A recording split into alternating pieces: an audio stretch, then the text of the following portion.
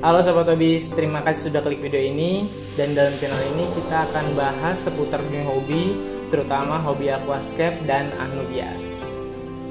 Nah sekarang di channel Hobi Papa kita punya segmen baru, yaitu panduan lengkap anubias submerged, untuk menjawab pertanyaan-pertanyaan yang ada di video-video sebelumnya, dan supaya videonya terstruktur juga gampang dicari kalau misalkan sahabat hobis ingin mencari tahu bagian-bagian tertentu di dalam panduan lengkap anubias submerged ini. Kita akan bahas 3 poin utama. Jadi untuk memulai permulaan membangun sebuah tank anubias itu ada 3 poin utama. Yang pertama ada substrat, kemudian air, dan cahaya. Nah gimana kita cara mengatur dan memilih antara ketiga poin utama tersebut? Nah untuk di video ini kita akan bahas mengenai substrat terlebih dahulu. Substrat merupakan komponen penting dalam lingkungan hidup anubias. Pemilihan substrat yang sesuai dengan kebutuhan anubias menjadi kewajiban sebelum proses penanaman berlangsung. Susunan substrat untuk tank anubias tidak jauh berbeda dengan tank untuk aquascape. Layer pertama, bakteri starter, rumah bakteri, pupuk dasar, dan soil atau tanah. Adapun perbedaannya hanya pada penggunaan kandungan pupuk dasar. Nah di dalam substrat ini ada kemudian 3 susunan lagi ya yang harus diperhatikan sahabat hobis. Yang pertama adalah area bakteri. Peran bakteri pada substrat sangat penting karena bakteri baik dapat menjaga kondisi dan ekosistem dalam substrat dan memberikan pasokan oksigen yang cukup untuk akar. Hal tersebut dapat memaksimalkan proses penyerapan nutrisi. Jadi penjelasannya seperti ini sahabat hobis. Di dalam area paling bawah itu sering terjadi anaerob atau substrat enggak dialiri sama udara. Sementara akar itu perlu adanya udara untuk dia bernapas dan menyerap nutrisi. Terutama akar itu perlu oksigen untuk memaksimalkan proses penyerapan nutrisi. Jadi kalau misalkan sahabat hobis nggak memperhatikan area bakteri ini, itu akan jadi fatal nanti kemudian harinya ketika kotoran-kotoran atau debris atau debu-debu bekas makanan ikan atau makanan udang atau makanan keong itu turun ke bawah dan nggak ada yang mengurai. Itu bakal jadi satu hal yang sangat bahaya untuk akar anubias sahabat hobis. Kemudian jika tidak ada bakteri baik, maka akan terjadi penumpukan kotoran yang tidak terurai.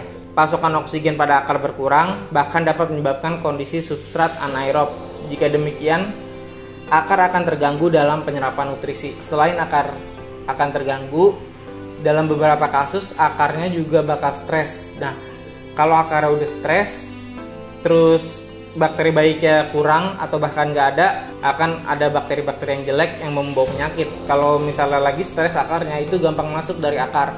Nah, kalau udah masuk infeksinya dari akar, itu akan masuk juga ke bagian rizom. Nah, kalau udah masuk ke bagian rizom, itu biasanya bakal muncul penyakit di tanamannya, entah itu misalkan jadi keriting, entah itu dia jadi kurang nutrisi, bahkan yang terparah bisa jadi busuk rizomnya karena infeksi tersebut nggak ada yang bisa nanganin gitu, nggak ada tentara yang buat ngejaga di bagian substrat. Nah solusinya untuk bagian area bakteri ini, kita susun bakteri sesuai dengan panduan yang ada, panduan yang kalian tahu, panduan sama kayak panduan di aquascape penyusunan bakterinya. Nah material yang digunakan untuk susunan bakteri ini itu nggak harus mahal, yang penting produknya itu sudah teruji. Nah material yang Bapak sarankan nggak mesti produk impor dan lain-lain, produk lokal juga banyak yang kualitasnya teruji. Jadi nggak perlu coba-coba kalau misalkan nggak mau gagal ya. Tapi kalau misalkan mau coba-coba dan mau menerima resiko kegagalan, ya nggak jadi masalah. Itu tergantung pilihan sahabat hobis. Komposisi bakteri starter dan rumah bakteri yang tepat dapat memaksimalkan perkembangan bakteri baik dalam substrat yang tadi ya. Kalau misalkan udah benar semuanya, sahabat hobis bisa ikutin panduannya, hasilnya nanti bakal sahabat hobis rasain bukan di awal setup, tapi nanti di kedepannya kalau untuk area bakteri ini. Jadi jangan sampai sahabat hobis lengah untuk area bakteri ini. Sebenarnya ada juga yang nggak perlu pakai substratnya pakai area bakteri ya. Untuk yang udah berpengalaman itu dia bisa jaga kondisi airnya. Jadi airnya itu sudah sadar atau sudah matang, udah mature.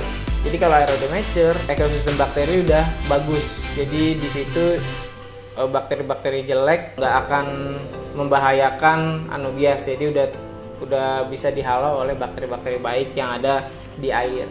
Kemudian selanjutnya setelah area bakteri ada area nutrisi. Jadi di atas area bakteri ini ada area nutrisi. Kebutuhan nutrisi anubias berbeda sesuai dengan jenis dan variannya. Pilihlah anubias yang kebutuhan nutrisinya sama walaupun jenisnya berbeda. Untuk awal setup, gunakanlah pupuk dasar secukupnya.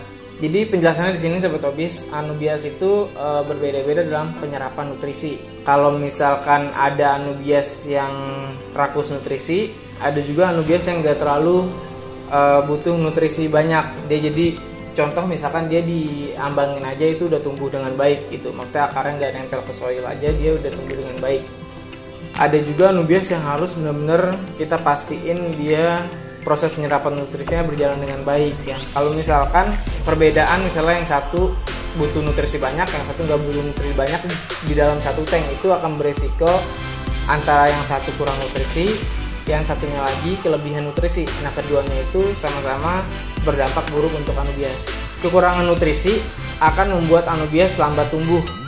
Namun hal tersebut dapat dikondisikan dengan penambahan nutrisi sesuai kebutuhan anubias dengan melihat ciri-ciri dari daunnya. Adapun treatment khusus pada jenis anubias yang mutasi atau kayak semacam pinto, panda, stardust dan lain-lain ya. Jadi treatment khusus pada jenis anubias mutasi itu ada lagi, nanti segmennya akan kita bahas di segmen berikutnya. Cuma di sini kita mengatur nutrisi untuk yang standar aja. Nah, berikutnya kelebihan nutrisi juga dapat berdampak buruk bagi anubias. Overnutrisi, daun keriting, dan kerdil. Hal tersebut terjadi karena nutrisi yang Sahabat Hobis berikan melebihi kapasitas penyerapan akar terhadap nutrisi. Maka nutrisi yang tadi akan mengganggu kualitas air dan mengganggu pertumbuhan. Perumpamaannya seperti ini, misalkan di udara bebas seperti ini. Gas-gas lain kayak minyak wangi gitu, kelebihan minyak wangi. Kalau misalnya terlalu banyak minyak wangi, kita bakalan terganggu, bakalan stres gitu. Nah itu juga yang terjadi kalau misalnya nutrisinya nggak diserap maksimal di substrat. Dia bakal naik ke atas, terus bakal ganggu pertumbuhan dan bakal ganggu kinerja daun dalam memasak makanan atau nutrisi dengan proses fotosintesis. Nah ini cara terbaik memberikan nutrisi pada anubias adalah dengan cara bertahap ya. Pastikan area bakteri sudah aman dan memantau tanda-tanda fisik yang muncul pada daun dan kondisi dalam tank. Jadi misalkan kalau untuk anubias, saran dari Papa itu kalian santai aja dulu, relax aja dulu, nggak usah terlalu banyak dulu, pupuk dasarnya dikit aja dengan pupuk dasar pilihan kalian apapun itu. Kalian pilih aja, santai, nggak usah terlalu over, nggak usah terlalu lebay.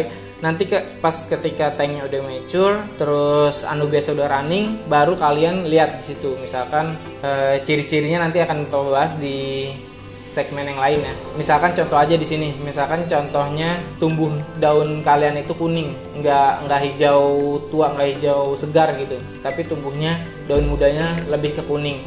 Itu tanda anubias kekurangan unsur hara ya, yang akan menjadi klorofil atau zat daun. Kayak contohnya mangan dan lain-lain. Itu bisa aja anubias Sahabat Hobis ya kekurangan itu. Kalau misalkan ciri-ciri yang tadi Bapak bilang daunnya menguning, itu juga Sahabat Hobis nggak bisa lihat dari hanya satu tumbuhan aja, jadi lihat secara keseluruhan kemudian disimpulkan seperti itu ya. Jadi nanti pembahasan lengkapnya bakal ada di segmen berikutnya area soil. Area soil merupakan area tempat merekatnya akar. Tentunya area soil harus ideal dengan karakter akar anubias agar akar baru dapat menembus soil dan menyerap nutrisi dari area nutrisi dengan baik. Jika soil tidak sesuai, maka akar baru akan sulit untuk tumbuh sehingga dapat memperlambat proses penyerapan nutrisi. Soil yang tidak steril juga dapat merusak akar. Akar akan mudah terinfeksi dan terkena virus. Kalau udah terkena virus, yang tadi penjelasannya itu yang terparah bakal busuk rhizomnya dan bakal menyebar ke semua anubias. Kalau dibilang virus yang menyebar itu karena ya itu kondisinya udah nggak stabil di dalam tank itu. Jadi yang satu sakit, yang lain bisa kemungkinan kena sakit karena stresnya bareng, kena virusnya bareng, terus proses perusakannya atau infeksi juga bareng. Makanya suka-suka satu tank itu habis kena BR ya seperti itu, karena kondisi awalnya kurang diperhatikan. Solusinya untuk area soil, gunakanlah soil yang direkomendasikan untuk anubias dengan kriteria steril dari bakteri dan virus. Tentunya kalau misalkan steril dari bakteri dan virus ini untuk tipe-tipe soil yang di roasting ya, atau yang dipanggang atau yang dibakar. Jadi dia melalui panas tertentu sehingga bisa steril dan terbebas dari virus. Kemudian tidak terlalu mengandung banyak tanin ya. Tanin sih sebenarnya bagus untuk tanaman, tapi kalau misalkan terlalu banyak tanin itu juga bakal mengganggu proses fotosintesis, bakal mengganggu penglihatan sahabat hobis di tanknya gitu. Jadi kurang enak aja kalau misalkan airnya agak kelihatan kuning. Dan yang satu lagi, soil sahabat hobis itu nggak mengandung unsur hewani ya, kayak misalkan kotoran kambing, kotoran sapi, itu nggak direkomendasikan penggunaannya di dalam tank anubias karena dapat menyebabkan ledakan amoniak, kemudian nggak terkendali, kemudian menyebabkan busuk ya. Itu paling rentan banget anubias kena kayak gitu. Bahkan untuk yang udah steril aja bisa terkena kayak gitu kalau misalkan ada bangkai-bangkai hewan yang mati, ada bangkai-bangkai udang, bangkai-bangkai ikan yang lupa kita ambil, itu bisa menyebabkan hal tersebut.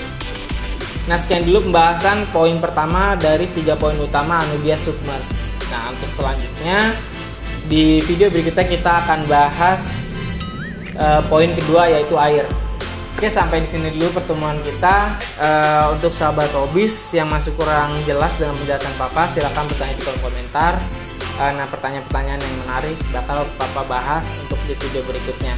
Dan juga apabila ada kesalahan penjelasan, tolong juga diralat di kolom komentar karena materi yang Papa bawakan hari ini berdasarkan pengalaman Papa dan sumber-sumber atau narasumber yang Papa tahu dan Papa percaya. Seperti itu. Jadi kalau misalkan ada perbedaan pendapat, silakan ajukan di kolom komentar untuk kita bahas di video berikutnya atau langsung Papa jawab di kolom komentar.